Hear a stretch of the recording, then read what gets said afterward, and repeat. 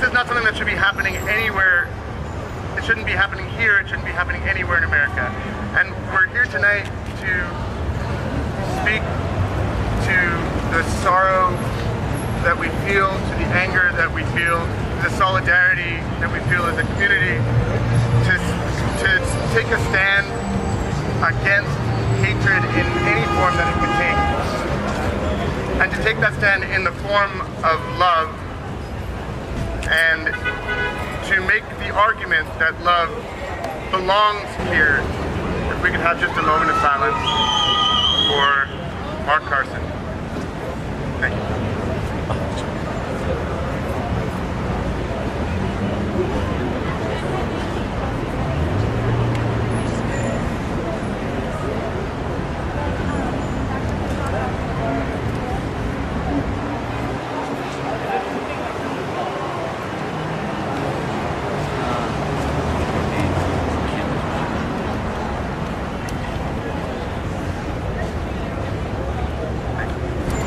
In this neighborhood.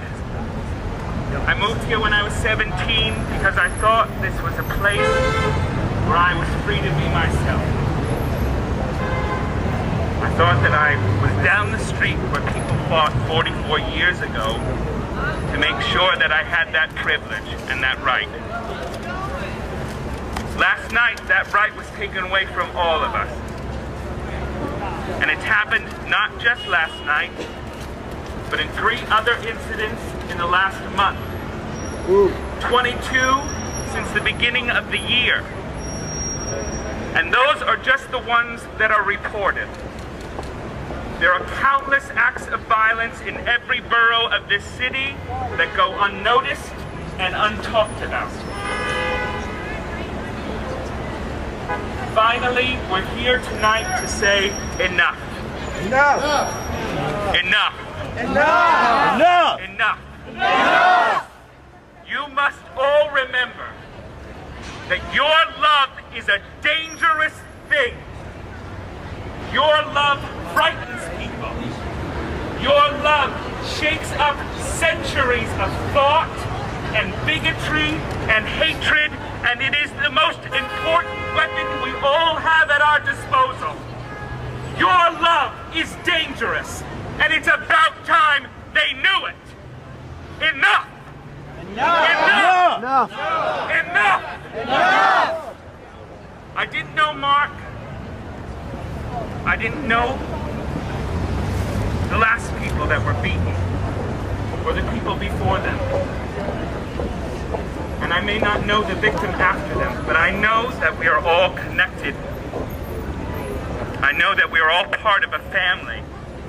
A family that started on this street 44 years ago. And a family that came out tonight on a Saturday night to say enough.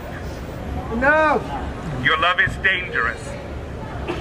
Use it everywhere you go. Don't let this be a frightening moment. Don't let this be a cowering moment where you stop holding the hands of your lover on the street, or you don't go into certain neighborhoods because you're afraid. Remember that your love is a weapon. It is a dangerous thing, and it is the greatest gift you have to give to the world. Enough. Good evening, family. I don't particularly want to speak. I don't particularly want to speak on this occasion tonight, but there's a lot of emotion here tonight.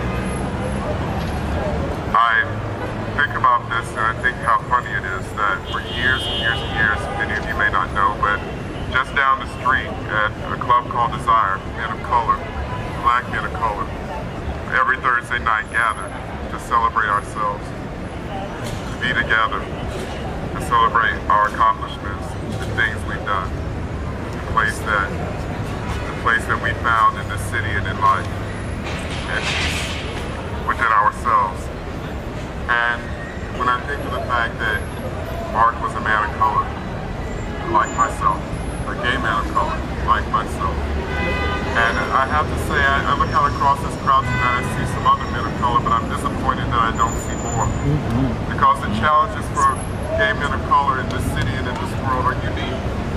Just like the challenges of transgender people in this world are unique. We have to recognize that. We have to recognize the uniqueness of our challenges. We have to be inclusive and understand that we have to reach out and reach across those lines to help one another. And those lines intersect, and that our own survival depends on us.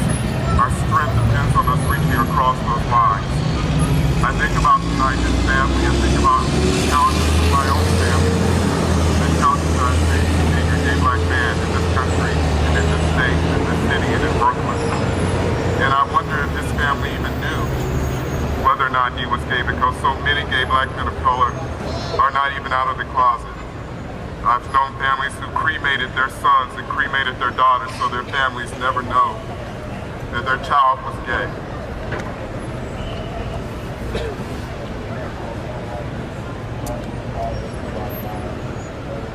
And I think of him tonight, and I think of his people. And sure, it's political, and we can make and fight for every cause, but it's also personal.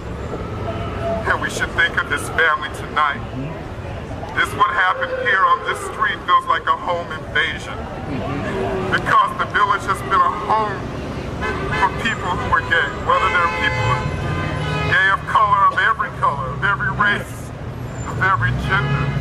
This place has been a home to us, and it's a home invasion. And I thought about him lying on that sidewalk last night. But Mark, wherever you are, I want you to know you were not alone last night. You were not alone, we're here for you. That's it. Nobody will run us out of our home. This is where we belong. Be provocative. Be offensive. Let them know. They don't own all of this world. We have a place in it. It belongs to us too.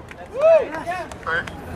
The name Mark Carson. What was his name? Mark Carson. Remember the name Mark Carson. What was his name? Mark Carson. Back. What was his name? Mark Carson. Mark Carson was his name. He was killed right here, not 24 hours ago. The fact that there are people who are here, who are gathered around on the street, shows that we care, that we are committed to making sure that he did not die in vain. There are not enough people here, but the fact that there are so many people here means that people in New York City are not going to lay down when a horrible, violent crime like this happens to a gay black man in our city. What was his name? Mark Carson! His name? Mark Carson! Mark Carson is here with us today. Mark Carson is here with those who were involved with ACT UP, with those who are involved with all of the different social movements that have made sure that you can be gay, that you can be a person of color, and that you can walk down the street with pride.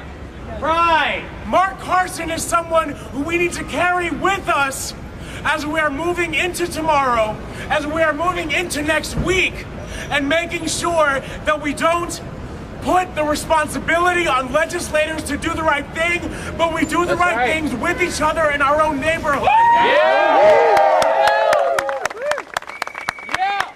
What was his name? Mark Carson! What was his name? Mark Carson! Remember that name as you tell people tomorrow what you saw tonight, as you try and work together to create a violence-free village, a violence-free New York City, where people of color, where people who identify with whatever sexuality they want can walk down the street and be who they are. Let us build a movement that will take on every single one of these incidents. So the next time that we come out, because there will be a next time, we're 5 times this size. What was his name? Mark Carson! My name is Robert Pinter. Hey, Robert. Hey, Robert. I'm in shock. I'm angry. I'm grieving.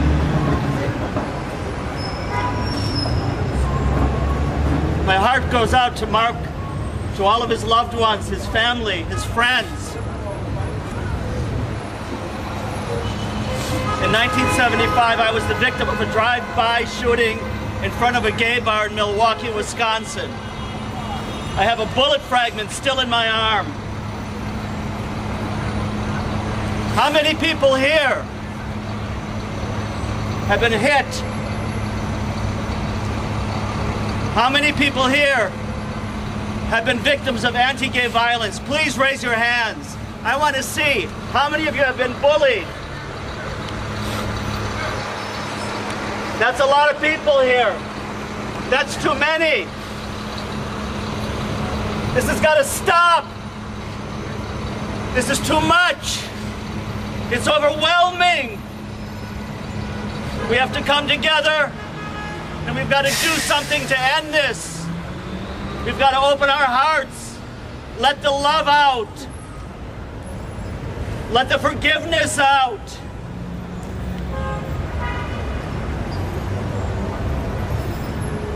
I really don't have anything more to say, but thank you. Thank you for taking time out of this evening to come here for Mark, for each other, for our community. Thank you. I just want to say one very quick thing, and I hope you all can hear me. I work in a high school, so I should be loud enough. I'm an openly gay principal of a public high school. I'm used to yelling at the kids way down the hallway. But what strikes me today as I look around is the ages of the people that are here. And what I don't see are our 13, 14, 15, 16, 17, and 18-year-olds. 40% of the homeless population, the homeless youth population, is LGBT. 40%. Those are my children. Those are your children. And if we live in fear as adults who have friends to go to and have parents to go to, what about those children that have no one to go to? I guarantee when they saw that news this morning, they very quickly thought about either going back into that closet, or those that have not come out thought, forget it. I'm not doing it. It's too scary. It's too risky.